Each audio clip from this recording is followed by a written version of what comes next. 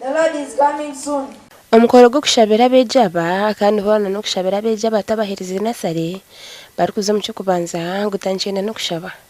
Aha nabwanyuma bejibe cyamushanju bahongirwa hari mukama abo byizo byabe bari no bakutandika hamwe no kushabira bahiriza nasare. We pray that you cover them with your love, you cover them with your precious blood for their safety, as they prepare for their exams.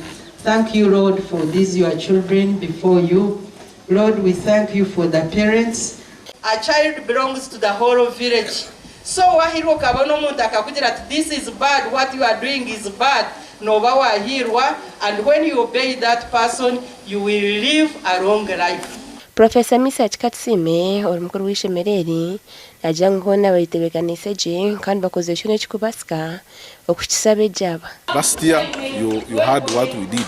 You were one of the best in Western Uganda. And also this year kujura tubatebekanise an experience itwine. I'm very sure that our students will be one of the best in this school will probably be one of the best in this country.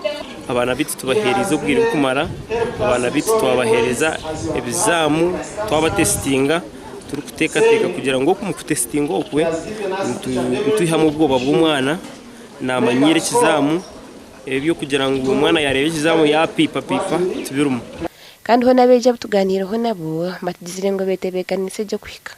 Kanya mweji ndumuni nitebekanisa zamujanje ndumuni bisha nifa yakorewe kangu nabuza bashimisa banje nifa yakorewe kangu mu class cyane ashimisa ambre soma munonga ahishomereri kora weekly tests ebizamu kumara tukoretera twafune ubuzo byinshi ebikutuyamba umanyo kutora akore abaherize nesare bari kuza mu cyo kubanza bahirwe za certificate.